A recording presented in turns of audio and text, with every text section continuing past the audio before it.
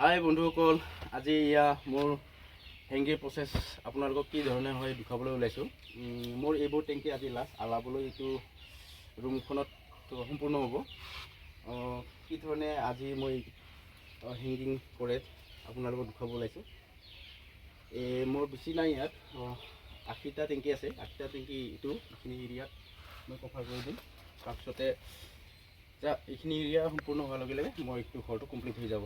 আহক আজি হেংগিং প্ৰক্ৰিয়া দেখুৱাওঁ। অলৰেডি মই কৰি আছোঁ, আপোনালোকে চাই থাকিব। হেংগিং কেনেকৈ কৰে, এনেকৈ আপোনাৰ ৰছী লাগে, এই ৰছীটো চাই ল'ব। প্লাষ্টিকৰ ৰছী কি ধৰণে কিমান ডিষ্টেঞ্চত দিব লাগে আপোনালোকে চাব। মই দেখুৱাই আছোঁ আপোনালোকক। এইটো এনেকুৱাকৈ দিব লাগে। অলপ ওখ আছে, লগ ঢুকি নাপাওঁ ভালকৈ, আপোনালোকক দেখুৱাই আছোঁ। এইটো চাব, এনেকুৱাকৈ দুটা লৈ আনি কিনে মাটিত ঢুকি নাপাওঁতে ঠিক ইমান চাইজত ইমান ডিষ্টেঞ্চত লৈ কিনে দাটো মোৰ অলপ ডাঙৰ হ'ল, কটাই ল'ব লাগে। দাটো অলপ ভাৰী আছে, উপায় নাই। দৌৰা-দৌৰি এইটোকে পালোঁ, লৈ আনিলোঁ। সেইটো চাই ল'ব। ঠিক ইমান মাটিত ঢুকি নাপাওঁতে ঠিক 2 ইঞ্চি ওপৰত এনেকুৱা ল'ব লাগে। লৈ কিনে ইয়াত বান্ধি দিলে হৈছে। একদম চিম্পুল, একো নাই। আপোনালোকে চাই ল'ব মই কি ধৰণে কৰি আছোঁ। তাৰপিছতে ওপৰতো ঠিক যেন লাফুটো যেতিয়া ফুলিবলৈ হ'ব, এই ফুলিবলৈ হোৱা সময়ত কিমান ডিষ্টেঞ্চত থাকিব লাগে এইটো আপোনালোকে ভালকৈ ধ্যান দিব। কমেও 6 ইঞ্চি 7 ইঞ্চি তেনেকুৱা নিচিনা ডিফাৰেঞ্চ ৰাখিব লাগে। 4 ইঞ্চিত অলপ অসুবিধা হ'ব। 6 ইঞ্চি ডিফাৰেঞ্চ ৰাখি ঠিক এনেকৈ ৰাখি চাব কেনেধৰণৰ দি আছোঁ। একদম চিম্পুল প্ৰক্ৰিয়া। এইটো মোৰ টাংকি। এই টাংকিটো ইয়াত ধুনীয়াকৈ সোমাই দিলে হৈছে। একো মহৰ নাই, সোমাই কিনে এনেকৈ মিলি দিলেই হ'ল। ভালকৈ চাই ল'ব। এইটো এনেকৈ এইটোৱে মিলি দিলোঁ, একো নাই, চিম্পুল একদম। আকৌ এনেধৰণৰ টুকুৰা ৰছী, এনেধৰণৰ টুকুৰা আছে, ঠিক লৈ এনেধৰণৰ বান্ধিব লাগে। ইয়াত বান্ধি দিয়াৰ পিছত এনেধৰণে নমাই দিব লাগে, ঠিক টাংকিৰ ওচৰত। এইটো ৰছীটো পেলনি নাযায়।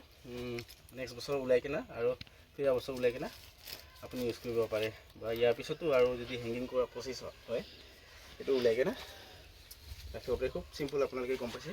লগালগ হৈ গ'ল মোৰ টাংকিটো। এইটো চাই ল'ব। ইয়াত আৰু নেক্সট টেংকিটো ইয়াত এনেকুৱাকৈ সোমাই দিলে হৈছে। ঠিক তেনেধৰণৰ আকৌ একে প্ৰচেছ। এইটো ৰছী এটুকুৰা লৈ কিনে ইয়াত ধুনীয়াকৈ, আপোনালোকক খুব কম সময়ৰ ভিতৰত মই শিকাই আছোঁ। ধুনীয়াকৈ এনেকুৱা লৈ বান্ধি দি এনেকুৱাকৈ মিলাই কিনে ঠিক এনেকুৱা সোমাই দিলে হৈছে। আকৌ একে প্ৰচেছ চেম। টাংকিটো ধুনীয়াকৈ ইয়াত উঠাই দিলে হৈছে। এইটো চাই লওক কি ধুনীয়া। লগালগ 3টা মই আপোনালোকক ভিডিঅ' থৈ দি লগালগ দেখাই দিলোঁ। এইটো চাই লওক, এটা মোৰ সোমাব লগা আছে, এইটো। তাৰপিছতে এইপিনেও সোমাব লগা আছে এটা মোৰ। এইটো একদম ইজি আছে হেংগিং প্ৰচেছ, ইমান দীঘল নহয়, সময় নালাগে। হেংগিং কৰোঁতে কিছুমানে বহুত চিন্তা কৰে, বহুত উঠা নমা কৰিব লাগে বা বান্ধা বান্ধি কৰিব লাগে, বহুত কিবা বুলি ভাবে। তেনেকুৱা নহয়। আপোনালোকে দেখি পাইছে, মই ভিডিঅ'টো খুব কম সময়ৰ ভিতৰতে আপোনালোকক দেখুৱাই দিলোঁ কেনেকুৱা প্ৰচেছ। চাই ল'ব। আৰু এবাৰ দেখুৱাই দিছোঁ আপোনালোকক। চিম্পুল প্ৰচেছ, এনেকুৱা নিচিনা বান্ধি দি ডিষ্টেঞ্চটো এনেকুৱা কিমান বহলকৈ ৰাখিব লাগে এইটো চালে। এইটো লৈ আৰু টেংকি এটা ধৰি আৰু খালি সোমাই দিলে হৈছে এনেকুৱা। এইটো অলৰেডি মোৰ 4টা হৈ গ'ল। আপোনালোকক এটা লাইনটো পুনৰ সম্পূৰ্ণ কৰি দেখুৱাই আছোঁ মই, আপোনালোকক চাই ল'ব।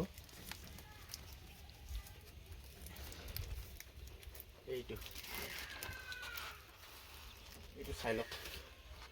এইটো লাইনটো সম্পূৰ্ণ হ'বহি মোৰ। এইটো টেংকিটো লৈ এনেধৰণৰ সোমাই দিলে হৈছে। একো ডাঙৰ কাম নহয়। এইটো চাই লওক। চাব পাৰে আপোনালোকে। মই লগালগ বেছি দেৰি নালাগে মোৰ হেঙিং কৰোঁতে। মই এইখিনি টেংকি যিমানখিনি আছে মোৰ বেছি সময় নালাগে। খুব কম সময়ৰ ভিতৰতে মই এইটো টেংকি সম্পূৰ্ণ কৰি আপোনালোকক দেখুৱাব পাৰোঁ। ভিডিঅ'টো খুব লম্বা হ'ব, আপোনালোকক নেদেখাওঁ। আজি এইখিনিয়ে, নেক্সট ভিডিঅ'ত লগ পাম।